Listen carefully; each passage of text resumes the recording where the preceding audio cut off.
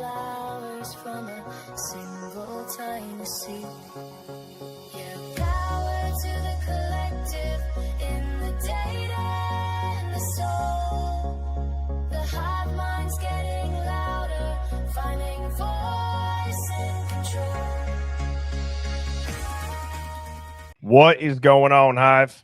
We have seen a lot of different high-profile crimes that all seem to have the same script. Big headline, grieving town, always ends in a mystery. And I have devil's advocates backstage. DA, what's good? What's going on with you, sir? It is odd that there is a pattern that pretty much since high-profile crimes have been able to become a nationwide or worldwide news story, the crime may be different, but the playbook is the same almost every time. I guess you could almost call it like the modern criminal case, especially the big ones, but they follow the same loop. But it's always media hysteria, a rushed arrest, sealed documents, the motive disappears, silence, and then poof, public forgets and the news cycle gets clogged up with something else. Although I don't think it's at this level, but I liken it to the assassination of Kennedy. It's 50 years plus afterwards, and we're still talking about how most people don't believe it happened the way that the government said it happened. But at the end of the day, what does it matter? You're just going to talk about it for 40 years and or 50 years or 60 years, and it's still not going to end with anything other than people going, I don't think that's how it happened. Well, dude, then you want to talk about something that's even more tragic. How quick do they reprint the school books, the history books? Yeah. How quick do they change the curriculum? I mean, it'll go generations, dude. Well, I will make a couple quick announcements here. I've been really promoting the new Substack. I just dropped my second article today on predictive policing. The way that you could support the stream is, well, I guess we don't even make money on the merch. We just have it priced to cover the shipping and the taxes. But ultimately, just spreading the word of it, subscribing, liking, commenting, send it to your normie, mouth-breathing NPC friends or family member, and that way you can have a animated conversation at this upcoming Thanksgiving about how the world might be ran by satanic reptilian pedophiles. I don't know. Who knows what conversations you could have. This came in as a hive mind find a couple hours before the stream. I actually added this somewhat last minute. It says, hello, Birdie. I love your stream. Watch it every day. Excited to see what tonight's stream will be. So while watching Lana on Truth and Transparency, she was reading a document about a tip that came in that was discarded. The tip was talking about a janitor at the school seeing knife packaging.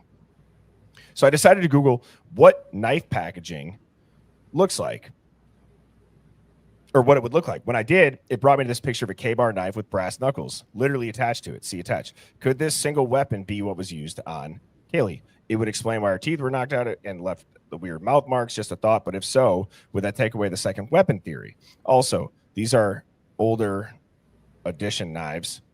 Could it have been used in a new sheath that was bought by somebody to either replace it or plant it? Thoughts? I have looked up a lot of KBAR knives. I don't know why I've never thought that it would be built into the handle before, but that is punching in the face and this and that. Everyone's like, "Whoa, he's ambidextrous. How's he doing? He's an octopus." No, I mean, dude, maybe because they used a modern sheath. They used the Amazon KBAR sheath to show us, because that's also crazy. Have we ever seen the picture of the actual sheath? Okay, so think about that. They only have a sheath. We've not even seen that. Yeah. We've seen the screen grabbed ones off of Amazon. Right. So we have not seen a single piece of evidence. They wouldn't even show us the knife sheath. Right. So you don't know if the knife sheath is old and has been, has been only around for 6 months when it was bought or whatever, or whether this is a knife sheath from freaking way back that's been around. Like that. Or it looks like that, right? Was this kind of their way around the different injuries? And I don't turn down 2 weapons, but it's really 1. I don't know. Yeah, maybe it does answer the question, because somebody at the press conference asked, somebody said there was more than 1 weapon used, and Bill Thompson looked at an officer or something like that in the room and said something about, well, we've always maintained it was 1 weapon. So you're right. Is the hybrid between those two? It was 2 different ways of using that same weapon. There's a brass knuckles component, and and so I don't know. You're right. That would almost explain his answer with the, we've always said it was 1 weapon, but maybe there was 2 different methods of attacking with that weapon. You know what I'm saying?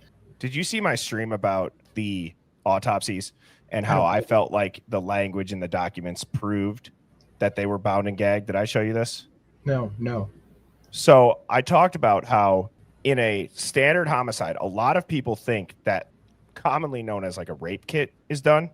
But in a homicide, that would only be, that's not a standard in a full autopsy. I can promise you guys, like I wouldn't have put that part out there if I didn't really research it. Does it happen? Yes, they do it, but they do it when they suspect sexual assault, rape, or if you were bound and restrained. And so we know that it's come out, this was not a sexually motivated crime. They did not find any of that. So then my thought is, well, did they do that? Because they didn't just do it on the girls. They did it on Ethan as well. My thought is, did they see like bruises on wrists and on ankles and on, you know what I mean? So that would make sense then if that's what the coroner suspected to do that. Well, they saw restraint marks. I don't know. Man. Right? What happened in that house is just, my brain still can't wrap around the one person, and all these questions come up about people who are now tied up and possibly moved from one room to another.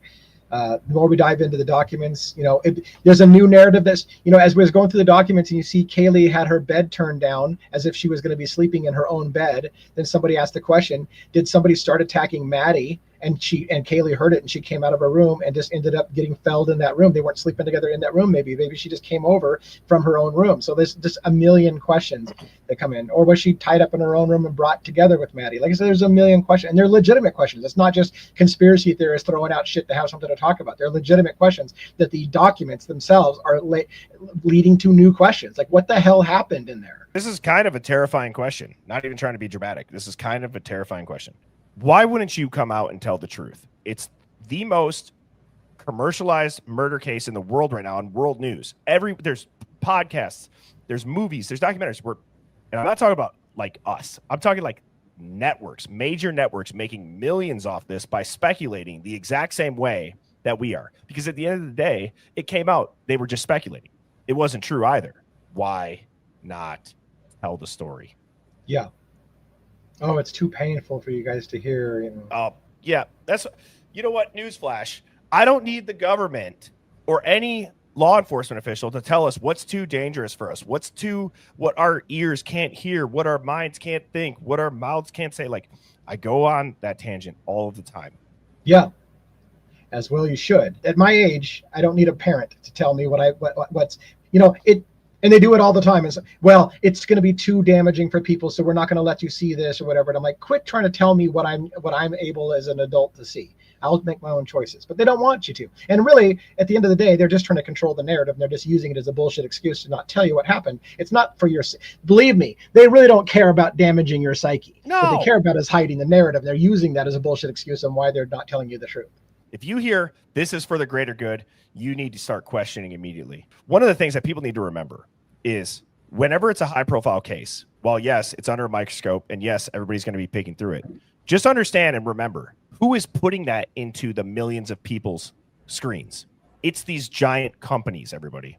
Shoving a story down your throat that doesn't make sense and you start to question it. That's the line. That's too far. Netflix had a documentary not too long ago, I think, about a woman who allegedly with her and her father beat her husband to death, and their kids were home, right? And that was a perfect example of how children are used. Those children, at one point in the documentary, you see, seem to be manipulated to turn against their father and say that there was a history of violence against the mother or whatever. Then later on, the narrative changed and they manipulated the children again to say that never happened and this happened. And we're like, the children were used as pawns. And the entire time, America's being told, shut up about it. Those are children. And I'm like, the fucking children are changing their mind in the story because adults are manipulating, weaponizing the children to tell whatever narrative they want, and then shaming you for questioning the children because they're just children. And I lost my mind on that one too. No, I think you absolutely hit the nail on the head. Now, here is what I wanted to get into. I have the Franco meme at the bottom from what is it when they go to North Korea, him and Seth Rogen. Oh, right. I know what you're talking about. Damn it. I'm like, same, but different. But still same. That's how I feel like with these cases, dude. With all these high profile, like the modern crimes that you see on TV, the media frenzy comes in fast. There's pressure to make a quick arrest. As I said earlier, the narrative goes viral before any of the facts do. The suspect was already known to the system. There's sealed warrants and gag orders. The motive remains elusive. And then any controversy and doubt is erased by either the first line of defense of the mainstream media being the NPCs attacking people on social media, thinking that they're the problem, when there's a giant globalist news network shoving this into the heads of millions of people every night. We need a new news network that is like, I don't even know how you do it. Hive Media, baby. That's what I'm telling you. Right? Like somebody to combat the narrative that the mainstream media seems to be all on board about. So I tried to pick 5 cases, meaning obviously different names, different victims, different towns, but media frenzy, check. Mm-hmm. Public hysteria, check. One rushed arrest, check. We were told these are all isolated tragedies, but what if they're not? What if they're not? Doesn't this start to feel a little bit reused and refitted and recycled? Yes. Yeah. Like there's so many stories like that. If there's any that I missed that could kind of tie into the same vibe as the Idaho 4, like obviously we have Bryan Kohberger, right? Then we got the Delphi murders. We got Gabby, Petito, Bryan, Laundrie, John Benet Ramsey, Kendrick Johnson, where he was found inside of a rolled up gym mat and it was suicide. And then wasn't his organs missing and stuff with newspaper when they exhumed his body? It was an accident, man. Yeah. You accidentally rolled yourself into a tarp and beat yourself to death. And the person who prepares the body to be buried just didn't tell the family that they allegedly had, if I'm remembering correctly, that could be a rumor. Maybe that was disproven. But I remember when this happened, there was like the body was exhumed and then there was like newspaper found inside of him.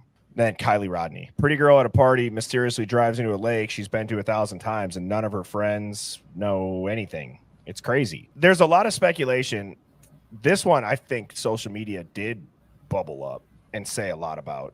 Some of the things that I was seeing when I was looking back, making the slides for tonight, is like local law enforcement may have already known where the car was, but the delay in that discovery was to likely align the cover story. Yeah. It's for sure that law enforcement gets narrow focused and they start to not want to look at anything that is going to, once they've decided who's the most likely candidate, they become narrow focused and they don't really want to go down alternate paths because it just causes reasonable doubt, makes the conviction less likely. And so they just narrow that focus. I will say, like I said, I've talked to a high level kind of attorney who told me, on the down low, here's the reality. Now, granted, he was a former prosecutor, but he told me, he says, here's the thing. Most of the time they're right. Most of the time they have the right guy. And he said to me, and it was something that was a sobering thought, would you want to live in a world where most of the time they're wrong? So most of the time they do have the right guy. But the problem is, and the part that I rail against in my channel is, it's not okay to break the law to get the right guy if you have to get the right guy illegally. I still believe in civil liberties. I still believe in constitutional rights. I still believe in ethics and morals. And just because you have the right guy, fucking do it right. Yeah. And don't break the law to get it. Maybe that's a controversial topic, and it's kind of the same thing that I said about the IGG. Yeah. Is people will say, well, if you're not a criminal, you have nothing to worry about. It means most likely you're a very good person. And very good people always assume others are very good people, and there's not a nefarious reason behind what they are doing. Most times, what that allows for is the very good person and the person who doesn't have the nefarious thoughts to have the cloak pulled right over their face, and they have no idea what hit them when that nefarious act is then done to them. I don't want to say this happened in this case per se, but here's the thing. If they, meaning authorities, have all of our DNA all the time, then how much is it a stretch to think that if they think you're the guy that did it, but they just can't place you in the house, but they've got your DNA and now I can place you in the house? How many people don't think that that's going to be used? I've got your DNA. I know you're the guy. The one problem we have is we can't place you in the house. Now, if I can just get a piece of DNA in there, I can tell everybody, not only do I know he's the guy, but his DNA is at the crime scene and we got him. And how many people will question that? And what you just said would not take an army to do. It takes one person. And it's not just, nobody even checks. Follow the logic on Kohberger's case. Nobody checks. And when the only time they would check, the only time we're going to check the relevancy of the DNA, for example, on the knife sheath, is at trial, but there is no trial. So they used it to convict somebody on DNA that no one will ever check or no one will ever fact check because there will be no trial. So it was successfully used to convict in the court of public opinion without ever having to show the receipts. Yeah. And so how often will that be used? Right. A lot, I'm sure. Jake Paul says, how many more days till BK has left to file an appeal? Is 30. Which, do you think he's going to file one? No. I'm telling you guys, I don't think he's going to. I truly believe that this case is going to disappear. And I'm not trying to be the bearer of bad news, and I'm not trying to say that there's not a legal avenue that he could take. We had Ali Benevento on this stream, and she crystal clearly laid it out. There would be. I'm saying that if there's not, it's almost solidifying that this case is not even close to anything that we've heard, especially taking the plea after hearing what the investigators said they didn't have out of nowhere. And then to not do it and not file an appeal. Like you said, I don't think he's going to appeal, and I think that's going to be the end of the story, and we're never going to get answers. Now, having said that, and again, I will repeat it again, I don't think he's going to appeal. But if he does, I will be all over this like a fucking pit bull, because you know damn well if there's an appeal that they know that story was shit, and we know it's shit because we can see it. And if they open up the opportunity for a trial, game on, as I say. Yeah. But again, I don't think there's going to be an appeal. But just make a quick kind of channel announcement as far as what so DA and I can continue these Monday streams. Is the Gilgo 4 is going to be what I'm going to start diving into. So now next year or whenever that starts to ramp up, at least DA and I will be able to have a case we're both looking at least one. So that'll be the one that I'm going to do. Yeah, and I'm sure there's going to be more than one case we're going to do. But yeah, right. So, and I will say the Gilgo 4, that's kind of what everybody branded it in the early days, but we're kind of moving towards a new naming of it, the Long Island serial killer or LISK, because bodies were found outside of Gilgo Beach. So originally it was 4 people that were found on Gilgo. That body count has gone up, and it's all over Long Island. So now they're calling him LISK, or the Long Island serial killer. And I tell you, that story has enormous amounts of potential police corruption. Police officers that were actually literally partying with prostitutes, doing drugs with prostitutes, knew Rex Heuermann, and Rex Heuermann was apparently a swinger. Him and his wife were in sex parties, had people over to their house. There's an attorney, John Ray, who talks about how the family may have actually been involved, that Victoria Heuermann, his daughter, her dark art showing how weapons are also sex objects and things like this might have shown proof that the family their family, just again to briefly get some people's interest in lists, because I'm telling you, this case is going to be enormous. His body count might be in the hundreds because he's been killing for 30 years if he's the guy. Again, I do believe in the presumption of innocence until proven guilty. But the point being is that, real quick, his daughter and his wife's DNA was found on bodies of the victims. And the story is, it was just transfer DNA. Well, that's funny. Did Bryan Kohberger's also just get transfer DNA? Or is it proof that the DNA is there that you did it? Because it seems like with Kohberger, if it's DNA is there, he must have done it. So his daughter's DNA, his wife's DNA is on bodies. So go figure. Man, yes. Also, I've seen this. I believe it was the comedian Tom Segura who put that out there. Off the top of my head, I can't name specifics. But I do remember listening to this and thinking to myself, holy shit. Yes. That's a lot. That's a lot of coincidences, bro. This is going to be interactive. This is the first time I'm doing this. So I'm going to see how this goes. But I found an article that I feel like would be relevant, maybe get you back to your roots of you say you're devil's advocates, but I know somewhere deep down inside you got tinfoil running through your blood, brother. And this is meant to do so. And I'm sure there's a lot of people in the Hive as well, but I thought that this would be a fun way to engage with everybody in the chat right now, and you as well. This is put out by Business Insider. This is it's titled "The Queen of England is a Cannibal and Finland Doesn't Exist. These are the 12 craziest conspiracy theories on the internet." And it says J.K. Rowling doesn't exist either. Now I'm going to click this article. How I wanted to go through this is it lists out the 12 and it gives a little blurb about it. And I think I'd be curious to hear, do you think there's some weight to it, type of 1, or if you think it's just complete BS, type of 2? And then DA, you can obviously answer it more in depth. But for the Hive, 1 is true, 2 is BS. Melania Trump has a doppelganger who follows the president around on official business. In October, several people took to Twitter to question the real identity of the woman trailing behind the president during a White House press chat. Twitter users compared side-by-side photos of the real Melania and the Melania double and came to an official assessment. There's a slightly shorter First Lady lookalike. Now, I've not looked into this that much, My brain goes to having body doubles has been being done with leaders for a very long time. Yeah. I would not be surprised. They had a body double that was released in the JFK files of Lee Harvey Oswald, and it's alleged in the documents that the real Lee Harvey Oswald that we've all heard was down in Cuba talking about it was the body double. And there's a CIA memo that was on the note or on the desk that somebody was asking, why the hell is the body double of Lee Harvey Oswald down in Cuba? Right. Yeah. So 1 or 2, yes or no? What do you think, DA? I think that's on the not likely. I think it's plausible for sure. All right. This one actually made me laugh when I was getting this ready. It says J.K. Rowling doesn't exist. In 2005, Norwegian filmmaker Nina Grunfield argued that the Harry Potter series had been created by an entire industry of writers, and that the woman known as J.K. Rowling was only a front. Is it possible that a person can write 6 thick books that are translated into 55 languages and sell more than 250 million copies in less than 10 years, Grunfield asked. Wow. That's actually a good question. I could see it being plausible that there was a lot of people helping her. I mean, again, I can never say, here's the problem. You're not going to like my answer. I can never say, yeah, that's probably true, or no, that's probably true. It's more like, am I willing to entertain that thought? That's where I'm at. So yeah, I'd be willing to entertain that thought. Finland doesn't exist either.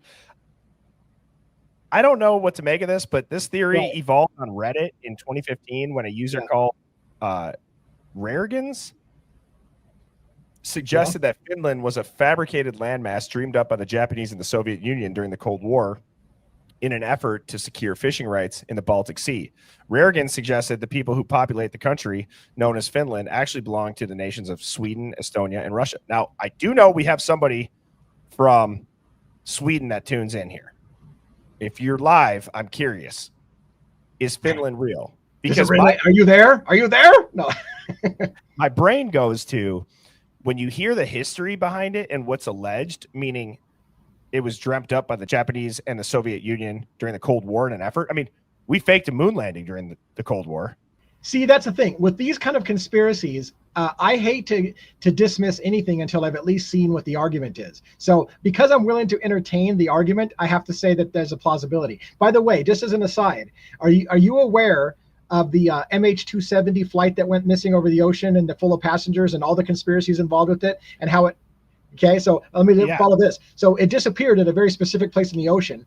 There were people who were saying, and I thought it was nuts, that there was a whole huge landmass where that plane landed, and there was an old show like from the 80s, a movie like Weird Science kind of thing, where they had a globe like in your school that spun around and they froze it and they showed the landmass on the globe. They like, look, there used to be a landmass there, and they had it on old globes. I'm like, am I in freaking some kind of Mandela effect shit? Like, is there a whole continent that they're lying about that was there but isn't there? And like, anyways, I can entertain a lot of crazy shit, man. We start getting a little bit more ramped up here. An elite cohort of reptiles rule the earth. And remember, this is Business Insider, okay? David An elite cohort of reptiles rule the earth, and Justin Bieber's among them. A public policy survey in 2016 found that nearly 12 million people believe that an elite class of space-traveling lizards rule the earth. Among these lizards is Justin Bieber, who was reported earlier this year shape-shifting mid-concert into a giant reptile with big scaly claws and a black stripe down its middle. For better or worse, I've gone very, very, very, very deep down this rabbit hole. Okay? I've gone like abnormally deep down this rabbit hole. Here's maybe the most palatable explanation that I can have. There was a lot of ancient civilizations that depicted lizard people. Yes. Almost all of them. Yes. I put a little bit more weight on this than you would imagine. I don't want to get into a big theology thing, but I spent a lot of years a heavy student in the Bible and Near Eastern religion, the origins of species and gods and stuff like that. There's a lot of, even in the Bible, angels were referred to, that the seraphim, for example, were serpent-like. They were described as like snakes.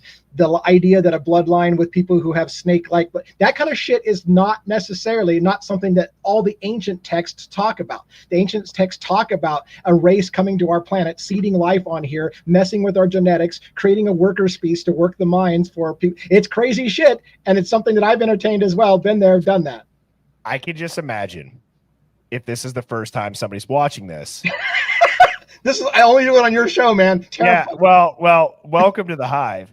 This one, Queen Elizabeth is a cannibal. Ever wondered how the Queen of England has managed to live so long? British historian Hubert Humdinger has the answer. She must eat human flesh to be so vivacious. In 2012, the site Dear Dirty America claimed to have confirmed Humdinger's reports when a serviceman at Windsor Castle claimed to discover human remains inside the Queen's private freezer. Now, I'm going to say a word that I think maybe they've confused cannibal with, and that word starts with an A, and it ends with adrenochrome.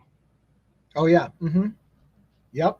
So, and there's you look into studies of what that actually does. It does keep you younger. It does keep you more vivacious. Now, how you have to get it, this is going to be a dark conspiracy that I'm going to talk about. And I think if you know, where Hollywood and these people, they have to put it in your face. Have you heard the theory about Monsters, Inc., the kids movie? Oh, no. Okay, so this is a theory, but it says that Monsters, Inc. is actually showing you how they extract adrenochrome from children, because when you get the highest and most potent version of adrenochrome, it's when your adrenaline is spiked. And so they scare kids and they capture their screams. Right. And they put it in a tank and it fuels everything that they need. And if you look at that, isn't that kind of disgusting to think about how does somebody line that up? And how is that by chance? I don't know. Yeah. Yeah, I've got a lot of thoughts, and I'm holding them. I got a lot of thoughts. Oh, let them out.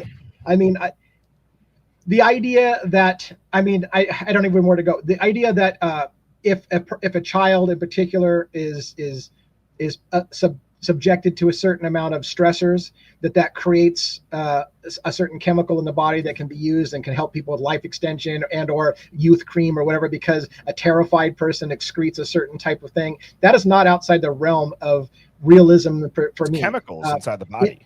In addition, and I think I've talked about this briefly, the weird thing that, since we're on conspiracy theory, the weird thing is the idea that if you torture someone at a certain age, that it can express certain genes. Like we have genomes that are turned off in our DNA that aren't worked. But if you do certain things to the human body, does that turn on a switch inside of us that unlocks something that's basically turned off right now? And then you can basically evolve to a different kind of consciousness by going through something traumatic. People who go through traumatic experiences see things, hear things that other people don't hear. And is it because we've expressed some kind of gene that's been turned off that only gets turned on when you go through a certain type of traumatic event? So anyways, crazy shit. I don't know what to say.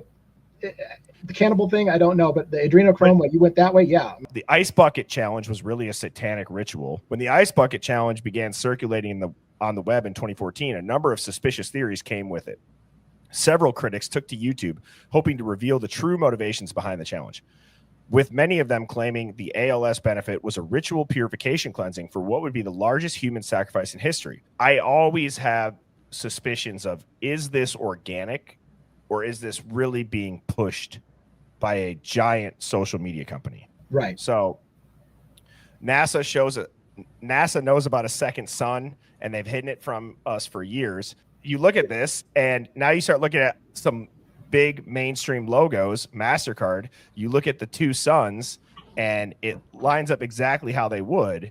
And there's a lot of, this one's interesting, right? I will say this is near and dear to my heart. I have read a book. I highly recommend it to anyone who's even remotely interested in the two suns idea. The majority of stars in our solar system are binary star systems. Like 80% of them are binary star systems that have two stars that rotate around a common axis in space. Our history, as a recorded history, is so short, we would not have seen the phenomenon of two suns rotating each other around each other. There's a guy that wrote a book called The Lost Star of Myth and Time. Fantastic book with a bunch of math that says NASA basically is wrong about their computations of the precession of the equinox. That everything can be explained not by a wobble of the Earth, but rather because we're rotating around a fixed point in space with another sun, and that we co-orbit with it. When you get into occultism, you'll get into the dark sun theories and the idea that they used to think that Saturn was our second sun.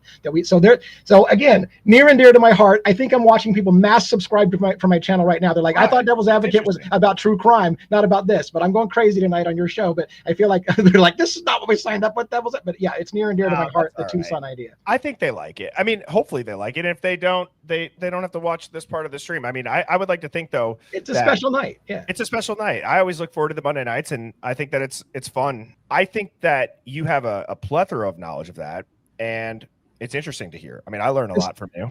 As far, by the way, one more side tangent because I can't stop myself. You got me on conspiracy theories. Good. Anyways, one of the biggest, if you believe in the idea that rituals are done in everybody's face, like the ice bucket challenge, if you believe in the rituals, the biggest ritual in the face of the planet, in my opinion, is the Olympics. Watch the Olympics ceremonies. Watch what happens in those things. It is full of occult rituals. It's got symbolism everywhere. They always have ice, the seeing eye symbols everywhere. They have all kinds of weird, creepy shit. It's nuts if you watch Olympic, opening ceremonies. It's like the biggest stage for some kind of ritual. And the Super Bowl halftime shows. Those also, yes. So, okay, this next one, it's about Joan Rivers and saying that Michelle Obama is a man. I've heard that. Joan Rivers was murdered. Right. It says InfoWars Alex Jones came up with this theory after Jones Rivers joked that Michelle Obama was a transgender woman. The Obamas had her assassinated. Now, what's interesting about that is I've seen that video clip. And it didn't seem like a joke. It seemed like she was almost like kind of, Joan Rivers almost seemed kind of like drunk, and she was saying it on the stairs. If you guys have seen that, I mean, there's a lot of people that do think that. There's a lot of people that don't. The length of time and how quickly Joan Rivers went missing after has always been something that's been like, whoa, like that's going to draw people's attention to it. Yeah. Oh, baby. Oh, here it is. Yeah. Yes. I mean, I'm going to be honest. I'm the jury's out on this one for me, because I believe that is the Earth itself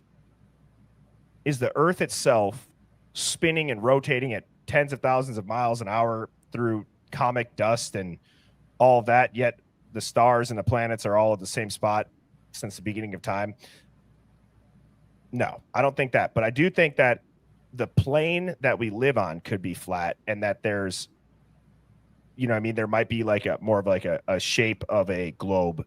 But the actual living plane, I don't know if the living plane follows the globe, if that makes sense. Yeah, right. I get what you're saying. Yeah, and this has been one that's been terrifying to me. I've had a friend that I met online who is a huge flat earther, and I promised him I wouldn't dismiss him. I said, look, I will hear you out. Let's talk like two human beings. You convince me that the Earth is flat thing. I'm willing to entertain this with you. Ultimately. He couldn't convince me. Having said that, there are some crazy shit when you start diving into it. Again, never laugh at a theory until you start really diving into it. And again, if you're into the Bible, even the Bible depicts the Earth as being flat and on pillars, being held up by pillars and things like this. So, Well, and one of the things is, I think there's certain theories like this one that are hard for people to get behind. That goes further than the knowledge of it. And I think that you get to a point where there's a dissonance cognitively, where your entire worldview of what you've thought this life is now in question in your own mind. And it's an uncomfortable feeling. So people avoid it. Now, it's not to say that is for everybody. There could just be some people that are like, no, I believe it's a globe, or no, I believe it's flat. But I will say that the cognitive dissonance is what I believe really stops people from accepting a theory, is because it makes them, I mean, everybody's that's in this hive has probably had a moment of that where you hear something, you're like, holy shit, that makes way too much sense. Okay, why am I getting anxiety right now? Should I even be looking at this? Is this illegal? Is the CIA going to bust through my windows right now? Like, I don't know if anybody else has had that. I've had that feeling, but like, do you know what I'm saying? It's more of like the discernment from your normal way of thinking that's uncomfortable. Yeah, it does create great cognitive dissonance to even consider those things. Nobody wants to feel like an idiot for entertaining the idea. So you shut down immediately and don't even want to think about it, because just to even say that you're willing to talk about it creates an uncomfortableness in you. Like, I don't even want to say that I'm willing to think about that. Right. So. And shout out to Pamela. And I'm sure she's not the only person that is feeling like this, but I just think this is a comment that really sums up what I was trying to say is, if you think the Earth is round, or I think the Earth is round, but this is interesting to me. I agree with Birdie that having to think things aren't the way you think they are is scary. It is uncomfortable. And I think that you have to also recognize that. So well said. Okay, this one. The Israeli government has a pack of evil GPS-equipped sharks that they use against their enemies. Oh my God, I've heard that. I've heard that too. After a series of shark attacks off the coast of Egypt in 2010, which I've seen a super effed up video that came out from somewhere over there. I don't know if it was Egypt. Don't go looking for it. It's traumatic to watch. It's horrendous. Yeah. Yeah. So Yeah. the UN is plotting to kill us all. No doubt in my mind.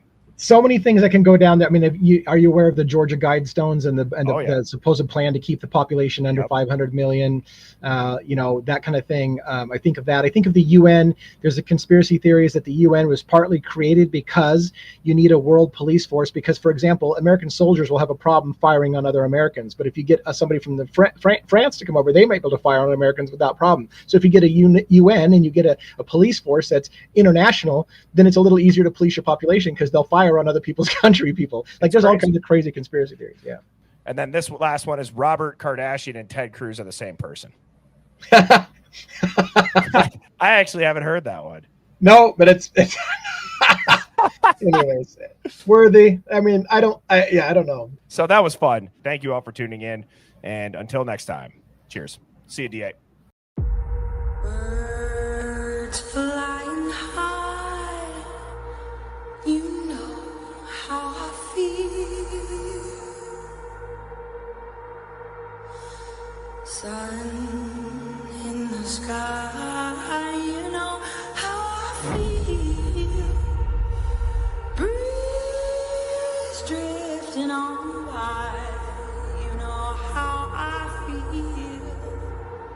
It's a new dawn, it's a new day, it's a new life.